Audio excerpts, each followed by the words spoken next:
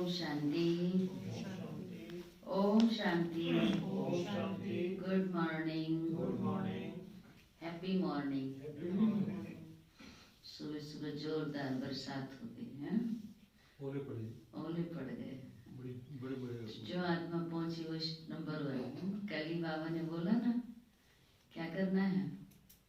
पढ़ाई का कदर करना है। तो जो पढ़ाई का कदर करते वो पढ़ने टाइम पर पहुंच जाते हैं। बहुत सुंदर गीत भी बज रहा था, कितना मीठा कितना प्यारे लगते हैं बाबा, क्योंकि हमको रोज नई नई मीठी मीठी प्यारी प्यारी बातें बताते हैं। आज भी बाबा कहते हैं ये क्लास तुम्हारा बड़ा वंडरफुल है। क्या इसका वंडर है? वो आज बाबा सुनाते हैं। सबसे बड़ा वंडर क्या है इस क्लास का? दादा पोता एक साथ पढ़ सकते हैं, सबके लिए एक ही क्लास है।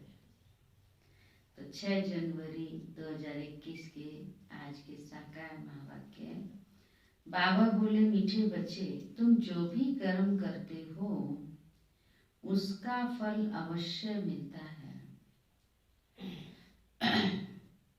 तुम जो भी कर्म करते हो उसका फल अवश्य मिलता है।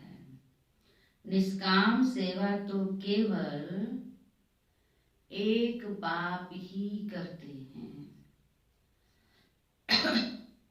निष्काम सेवा तो केवल एक बाप ही करते हैं। प्रश्न है, ये क्लास बड़ा वंडरफुल है। ये क्लास बड़ा वंडरफुल है कैसे? यहाँ मुख्य मेहनत कौन सी करनी होती है? यहाँ मुख्य मेहनत कौन सी करनी होती है? हाँ, बहुत अच्छा। तो बाबा ने भी कहा, उत्तर है, यही एक क्लास है जिसमें छोटे बच्चे भी बैठे हैं तो बूढ़े भी बैठे हैं। ये क्लास ऐसा वंडरफुल है जो इसमें अहिल्याएं कुब्जाएं साधु भी आकर एक दिन यहाँ बैठेंगे। यहाँ है ही मुख्य याद की यात्रा। याद से ही आत्मा और शरीर की नेचर क्योर होती है। परंतु याद के लिए भी ज्ञान चाहिए। बिना ज्ञान के, बिना समझ के कैसे याद कर सकते हैं? तो बाबा कहते हैं उसके लिए भी क्या चाहिए? ज्ञान चाहिए। गीत है, रात के राही थक मत जाना, सुबह की मंजिल दूर नहीं। ओम शांति। मीठे मीठे रूहानी बच्चों ने गीत सुना। रूहानी बाप बच्चों को इसका अर्थ भी समझाते हैं। वंडर तो यह है गीता अथवा शास्त्र आदि बनाने वाले इनका अर्थ नहीं जानते हैं, हर एक बात का अनर्थ ही निकालते हैं। रूहानी बाप जो ज्ञान का सागर पतित पावन है, वह बैठ इनका अर्थ बताते हैं। राजयोग भी बाप ही सिखलाते हैं। तुम बच्चे जानते हो, अभी फिर से राजाओं का राजा बन रहे हैं, और स्कूलों में ऐसे थोड़ी कोई कहेंगे कि हम फिर से बैरिस्टर बनते हैं। फिर से शब्द नहीं होगा ना, हम यहाँ क्या कहते हैं? फिर से बन रहे, माना पहले भी बने थे और फिर से वह बनने का पुरुषार्थ कर रहे हैं। फिर से ये अक्षर बाबा कहते किसी और को कहना आएगा ही नहीं। तुम कहते हो हम 5000 वर्ष पहले मिसल फिर से बेहद के बाप से पढ़ते हैं। ये विनाश भी फिर से होना है जरूर। कितने बड़े बड़े बॉम्ब्स बनाते रहते हैं, बहुत पावरफुल बनाते हैं, रखने के लिए तो नहीं बनाते हैं। ऐसे से पावरफुल बॉम्ब्स हैं जो छूटेंगे कहाँ और नुकसान कितना किलोमीटर तक, माइल तक। तो बाबा कहते रखने के लिए तो नहीं है, जरूर कभी ना कभी तो यूज होंगे ना। इसीलिए बाबा कहते यह विनाश भी हमारे लिए क्या है? फिर से है, कल्याणकारी है। बाबा कहते हैं आपके लिए ये भी शुभ कार्य है। विनाश भी दुनिया वालों का एक अच्छा है, तो विनाश करा रहे प्रस्तुत कार्य है, पर बाबा कहते हैं जब तक विनाश नहीं होगा तब तो नई दुनिया आ ही नहीं सकती है। तो ये विनाश भी शुभ कार्य के लिए है ना। तुम बच्चों को डरने की कोई दरकार नहीं है। यह है कल्याणकारी लड़ाई। बाप आते ही हैं कल्याण के लिए, कहते भी हैं बाप आकर ब्रह्मा द्वारा स्थापना, शंकर द्वारा विनाश का कर्तव्य कराते हैं। सो ये बॉम्ब आदि है ही विनाश के लिए, इनसे जास्ती और तो कोई चीज है नहीं। साथ साथ नेचुरल कैलेमिटीज भी होती है, उनको कोई ईश्वरीय कैलेमिटीज नहीं कहेंगे। ये कुदरती आपदाएं ड्रामा में नूंद है, ये कोई नई बात नहीं। कितने बड़े बड़े बॉम्ब्स बनाते रहते हैं, कहते हैं हम शहरों के शहर खत्म कर देंगे। अभी जो जापान की लड़ाई में बॉम्ब्स चलाए, बाबा कहते तो कुछ नहीं थे, बहुत छोटे थे, उससे बड़े बड़े बॉम्ब्स बनाए हुए हैं। जब जास्ती मुसीबतें पड़ते हैं, सहन नहीं कर सकते हैं, तो फिर बॉम्ब शुरू कर लेते हैं। कितना नुकसान होगा वह भी ट्रायल कर देख रहे हैं। अरबों खरबों रुपया खर्चा करते हैं, इन बनाने वालों की तनख्वाह भी बहुत होती है, क्योंकि रिस्क लेके भी तो चलते हैं ना वो, वहीं बनाते बनाते कुछ ऊपर नीचे हो जाए तो है ना। तो तुम बच्चों को खुशी होनी चाहिए। किस चीज की? किस चीज की खुशी हो? पुरानी दुनिया का विनाश हो तो नई दुनिया आनी है। तुम बच्चे नई दुनिया के लिए पुरुषार्थ कर रहे हो। विवेक भी कहता है पुरानी दुनिया खत्म होनी है जरूर। बच्चे समझते हैं कलयुग में क्या है और सतयुग में क्या होगा। तुम अभी संगम पर खड़े हो, जानते हो सतयुग में इतने मनुष्य नहीं होंगे, तो इन सब का विनाश होगा। ये कुदरती आपदाएं कल पहले भी हुई थी। पुरानी दुनिया खत्म होनी ही है। कैलेमिटीज तो ऐसी बहुत होती आई है, परंतु वह होती है थोड़ी अंदाज में। अभी तो ये पुरानी दुनिया सारी खत्म होनी है। तुम बच्चों को तो बहुत खुशी होनी चाहिए। हम रूहानी बच्चों को कौन पढ़ाते हैं? परम पिता परमात्मा बैठ पढ़ाते हैं। बाबा कहते ये विनाश तुम्हारे लिए हो रहा है। यह भी गायन है, रुद्र ज्ञान यज्ञ से विनाश ज्वाला प्रज्वलित हुई। कई बातें गीता में हैं जिनका अर्थ बड़ा अच्छा है, परंतु कोई समझते थोड़े ही हैं। वह शांति मांगते रहते हैं। तुम कहते हो जल्दी विनाश हो तो हम जाकर सुखी होंगे। बाप कहते हैं सुखी तब होंगे जब सतो प्रधान होंगे। बाप अनेक प्रकार की पॉइंट्स देते हैं, फिर कोई की बुद्धि में अच्छी रीति बैठती है और कोई की बुद्धि में कम बैठती है। बुढ़ियाएं समझती हैं। बुढ़ियाओं को बाबा ने बहुत इजी कह दिया, सहज तरीका क्या बताया? सिर्फ क्या करना है? बाप को याद करना है। तो बुढ़ियाएं समझती हैं हमें तो बस बाबा को याद करना है, बस उनके लिए समझाया जाता है अपने को आत्मा समझ बाप को याद करो। फिर भी वर्षा तो पाई लेती हैं, साथ में रहती हैं। प्रदर्शनी में सब आएंगे। अजामिल जैसी पाप आत्माओं, गणिकाओं आदि सबका उद्धार होने का है। मेहतर भी अच्छे कपड़े पहनकर आ जाते हैं। बाबा ने तो वो रखा ही नहीं ना यहाँ जातिवाद, है ना। मेन तो धारणा की बात है।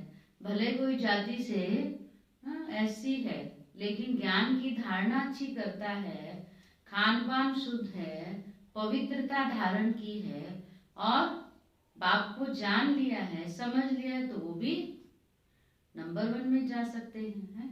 वैसे भी कहते हैं सबरी के, राम ने सबरी के बेर खाए, तो सबरी कौन थी? छोटी जात की तो थी लौकिक हिसाब से, लेकिन उसका प्रेम, उसकी भावना, उसकी श्रद्धा महान थी, बड़ी थी, जो राम ने उसके झूठे बेर भी खा लिए। तो सारी बात किसकी है? भावना की, समझ की, धारणा की। तो बाबा कहते मेहतर भी अच्छे कपड़े पहनकर आ जाते हैं। गांधी जी ने भी अछूतों को फ्री कर दिया, साथ में खाते भी हैं। बाप तो और भी मना नहीं करते हैं। गांधी जी ने भी किया और श्री बाबा तो और मना नहीं करते हैं। समझते हैं इन्हों का भी उद्धार करना ही है, क्योंकि पहले तो समय अलग था ना। उनके साथ बैठना तो दूर, उनके साथ खड़ा होना भी बड़ा वो मानते थे। मंदिरों में भी उनका जाना बड़ा वो समझते थे, है ना।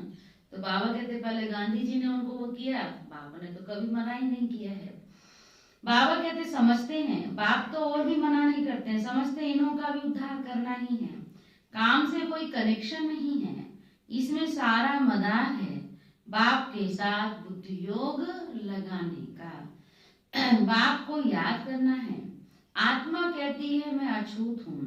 अब हम समझते हैं हम सतो प्रधान देवी देवता थे, फिर पुनर्जन्म लेते लेते अंत में क्या हो गया? माकर पतित बन पड़े हैं। अब फिर मुझ आत्मा को पावन बनना है। कैसे बनेंगे? एक बाप की याद से। तुमको मालूम है सिंध में एक भिलनी आती थी, ध्यान में जाती थी। भिलनी भी, बाबा दूसरी बात करो ना, भिलनी आती थी तो ध्यान में जाती थी, दौड़ कर आकर मिलती थी बाबा से। बाबा की गोद में बैठ जाती, बाबा के गले मिलती। समझाया जाता था इनमें भी तो आत्मा है ना।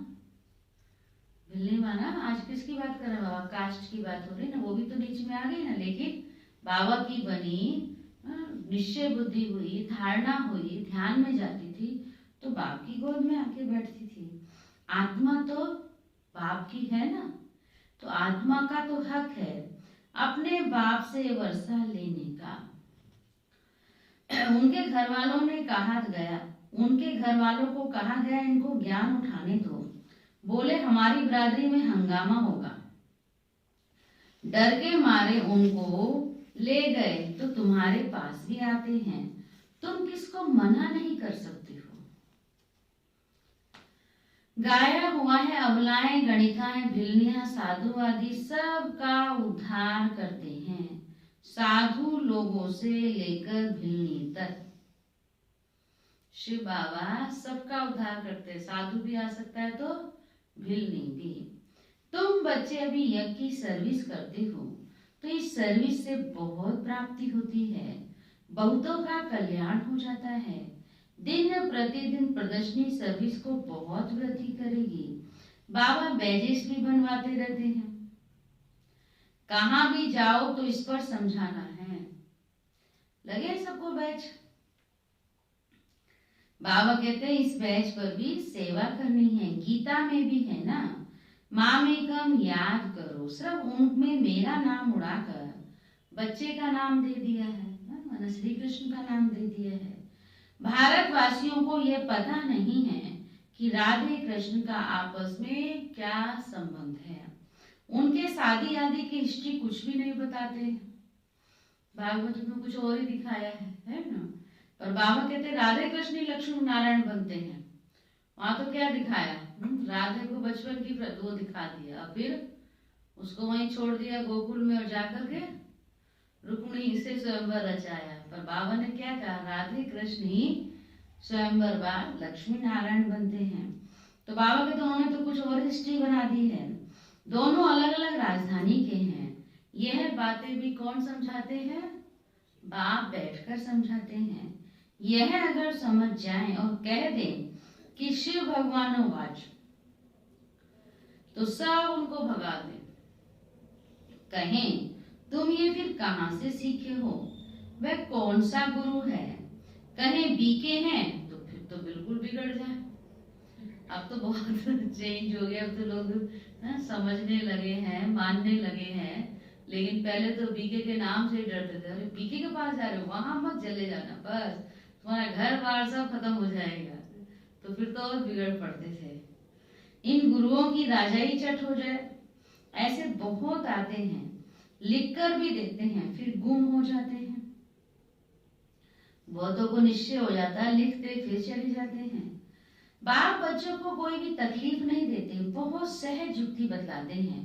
कोई को बच्चा नहीं होता है तो भगवान को कहते हैं बच्चा दो, फिर मिलता है तो उनकी बड़ी अच्छी परवरिश करते हैं, पढ़ाते हैं, फिर जब बड़ा होगा तो कहेंगे अब अपना धंधा करो।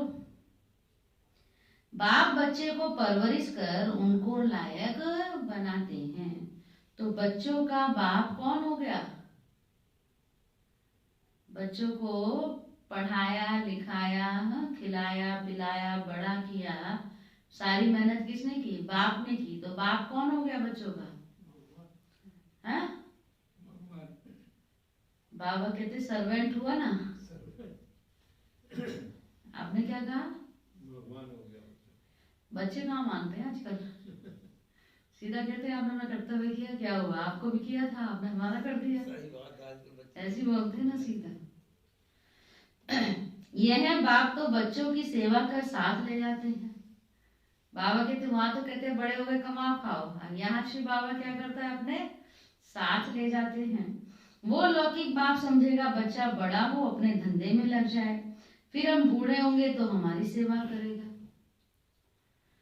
यह बाप तो सेवा नहीं मांगते हैं। तो ये शिव बाबा क्या हो गया? निष्काम सेवाधारी। लौकिक बाप समझते हैं जब तक जीता हूं तब तक बच्चों का फर्ज है हमारी संभाल करना, ये कामना रखते हैं। ये बाप तो कहते हैं मैं निष्काम सेवा करता हूँ, हम राजाई नहीं करते हैं। मैं कितना निष्कामी हूँ, और जो कुछ भी करते हैं उसका फल उनको जरूर मिलता है। यह तो है सबका बाप। कहते हैं मैं तुम बच्चों को स्वर्ग की राजाई देता हूँ, तुम कितना ऊंच पद प्राप्त करते हो, मैं तो सिर्फ ब्रह्मांड का मालिक हूँ।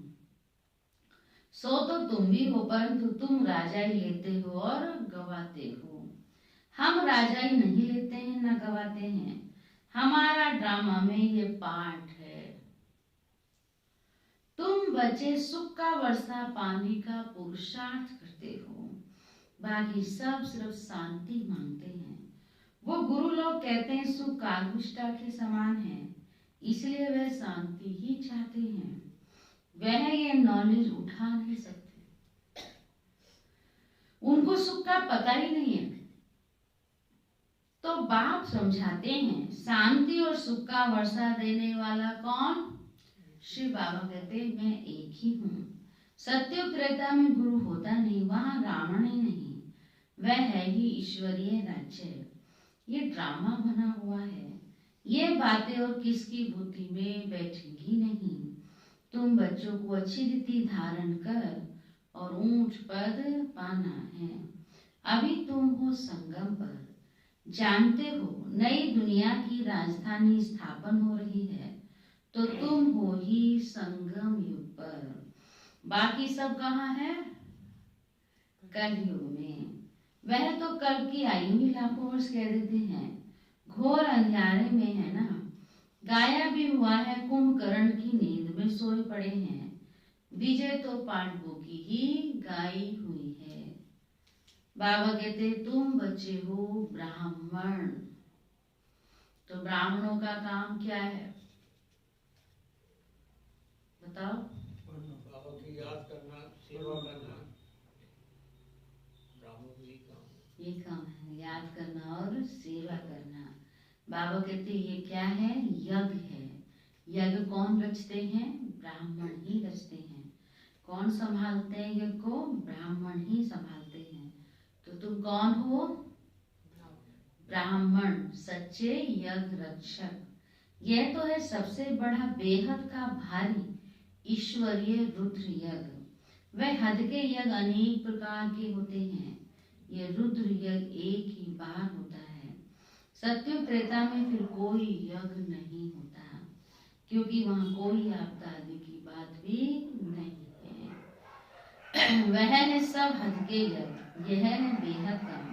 ये बेहद बाप का रचा हुआ यज्ञ है, जिसमें बेहद की आहुति पड़नी है।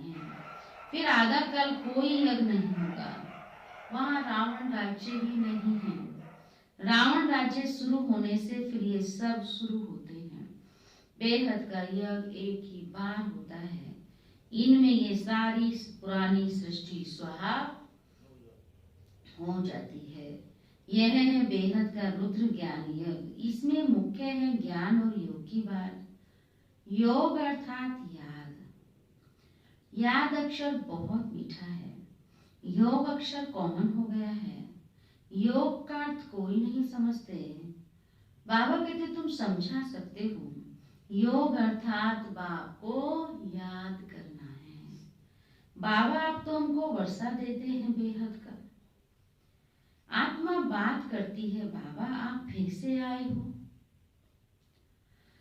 हम तो आपको भूल गए थे। आपने हमको बात सही दी थी, अब फिर आकर मिले हो।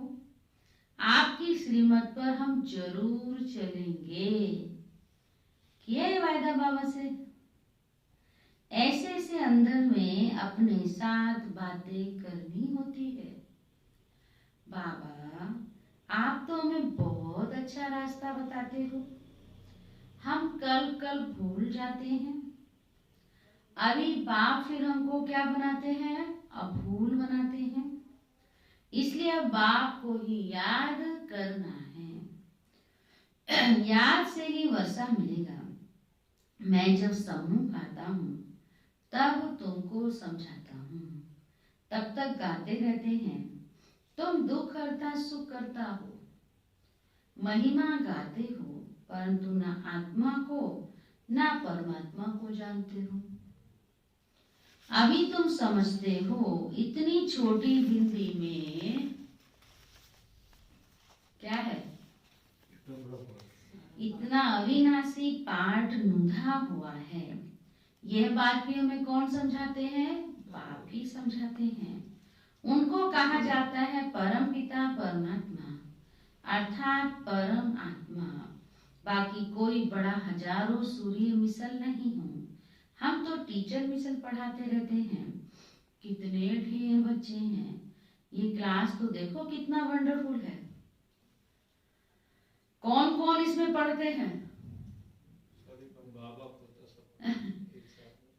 इससे अबलाएं कुब्जाएं।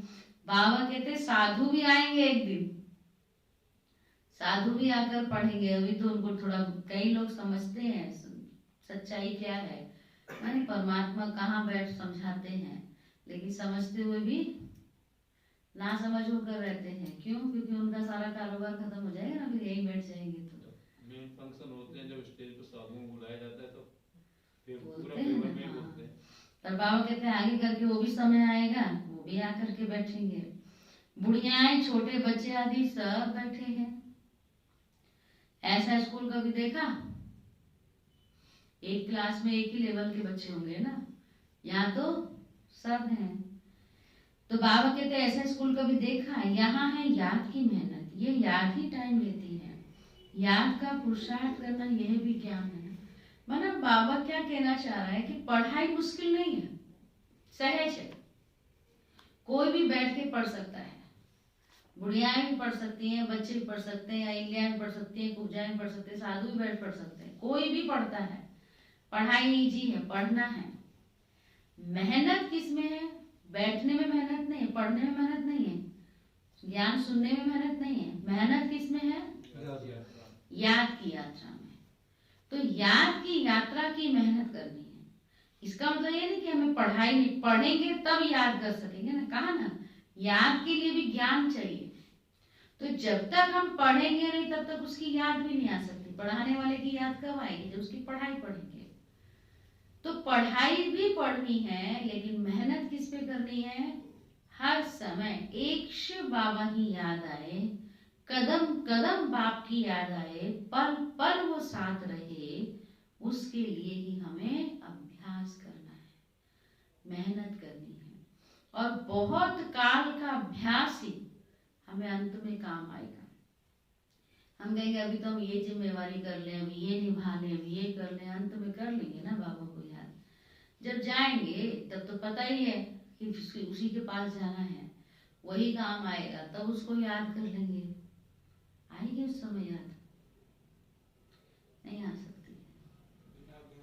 नहीं आएगी। बहुत समय का अभ्यास, बहुत काल की याद, बहुत काल का अभ्यास ही हमको अंत में काम आएगा। इसीलिए बाबा कहते हैं अभी से ही इसकी आदत डालो। तो यहाँ है याद की मेहनत, ये याद ही टाइम लेती है। याद का पुरुषार्थ करना यह भी ज्ञान है ना। याद के लिए भी ज्ञान, चक्र समझाने के लिए भी ज्ञान। नेचर, सच्चा सच्चा नेचर की ओर इसको कहा जाता है।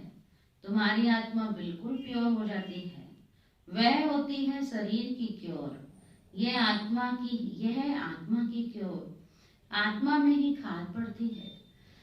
सच्चे सोने का सच्चा जेवर होता है।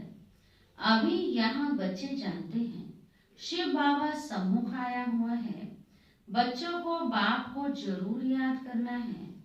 हमको वापिस जाना है, इस पार से उस पार जाना है। बाप को, वर्षे को और घर को भी याद करो। वह है स्वीट साइलेंस होम। दुख होता है अशांति से, सुख होता है शांति से। सत्युग में सुख, शांति, संपत्ति सब कुछ है। वहाँ लड़ाई झगड़े की बात ही नहीं है।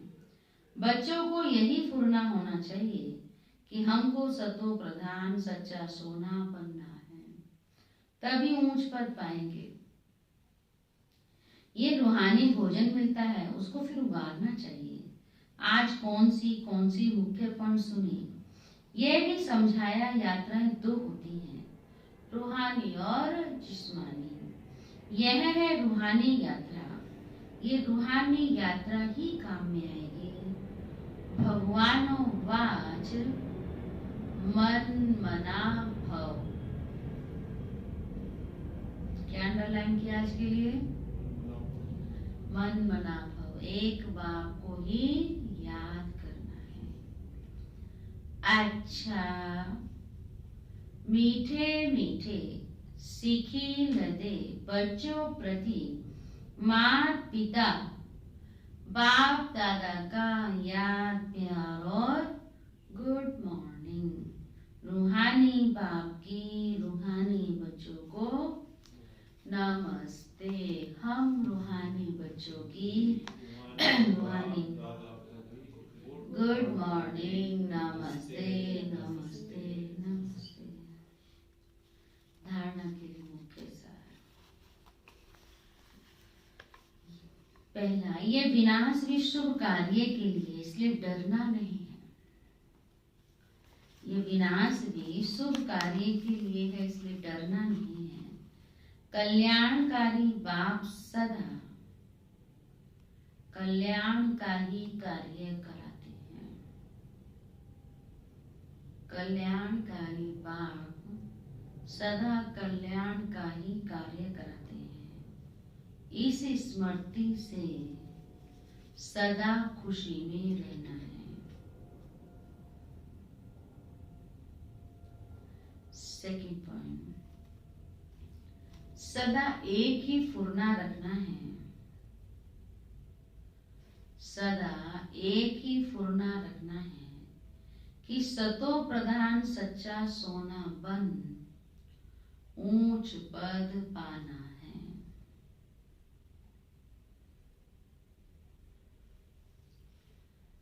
जो रूहानी भोजन मिलता है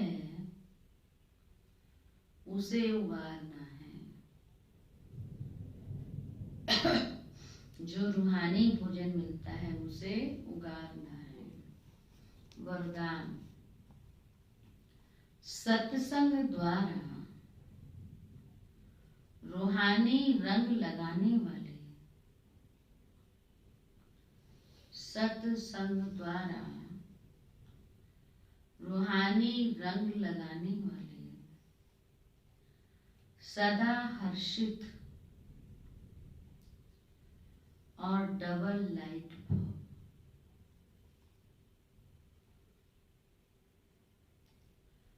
सदा हर्षित और डबल लाइट भाव। जो बच्चे बाप को दिल का सच्चा साथी बना लेते हैं, उन्हें संग का रूहानी रंग सदा लगा रहता है। बुद्धि द्वारा सत्य बाप, सत्य शिक्षक और सत्य गुरु का संग करना, यही सत्संग है। जो इस सत्संग में रहते हैं वो सदा हर्षित और डबल लाइट रहते हैं। उन्हें किसी भी प्रकार का बोझ अनुभव नहीं होता। वे ऐसा अनुभव करते जैसे भरपूर हैं। खुशियों की खान मेरे साथ है। जो भी बाप का है वह सब अपना हो गया।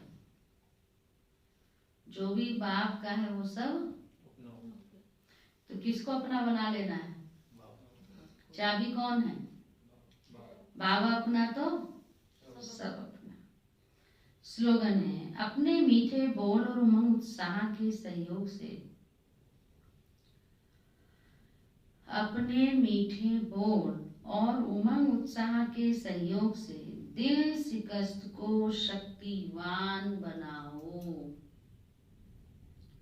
दिल शिकस्त को शक्तिवान बनाओ। कैसे बनाएंगे? अपने मीठे और उमंग उत्साह के बोल से। ब्रह्मा बाप का छठा आज का कदम, निरंतर योगीपन के लक्षण। जैसे ब्रह्मा बाप का हर संकल्प विश्व कल्याण की सेवा अर्थ रहा, हर बोल में नम्रता, निर्माणता और महानता अनुभव कराई। स्मृति स्वरूप में एक तरफ बेहद का मालिकपन, दूसरी तरफ विश्व के सेवाधारी, एक तरफ अधिकारीपन का नशा, दूसरी तरफ सर्व के प्रति सत्कारी, सर्व आत्माओं के प्रति दाता व वरदाता बनकर रहे।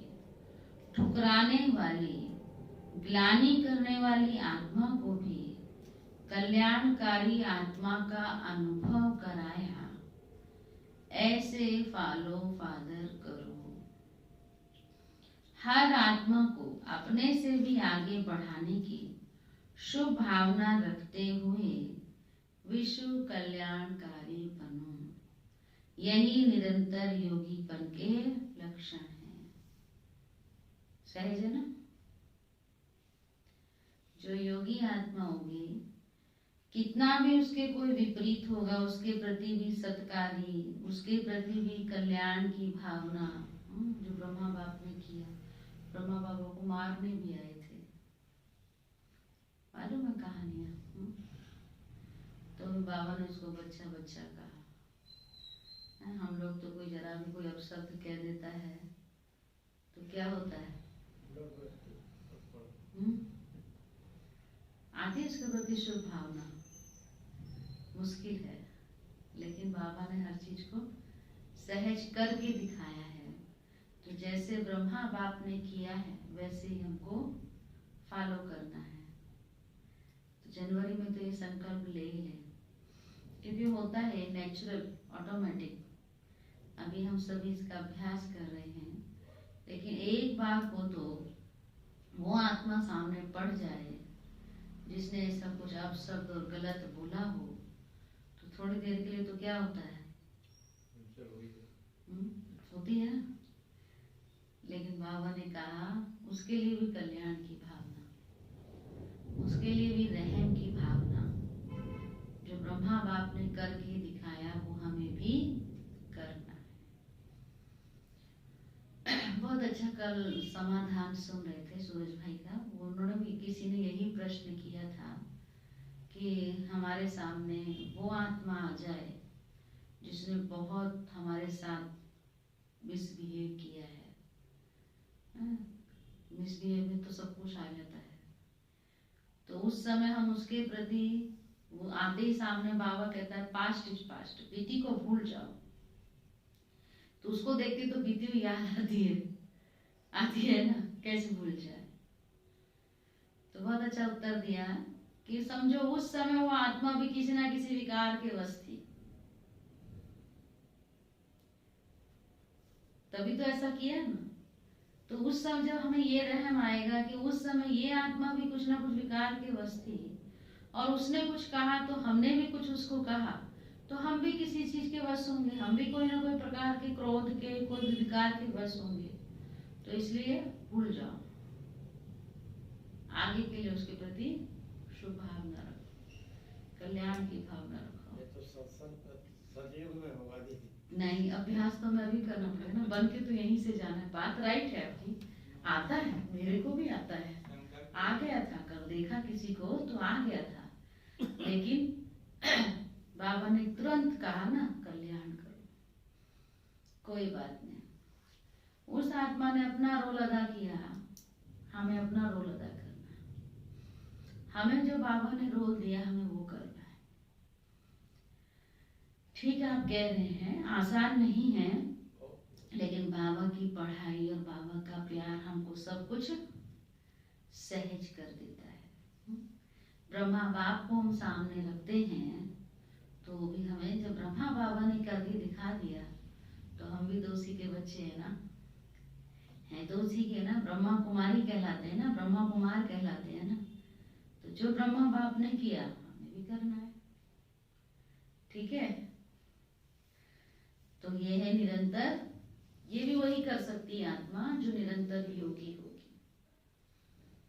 ओके, चलो ओम शांति। अभी हम वैसे तो योग चल ही रहा है, लेकिन 10 मिनट अभी हम संगठन में विशेष बैठ के योग करेंगे।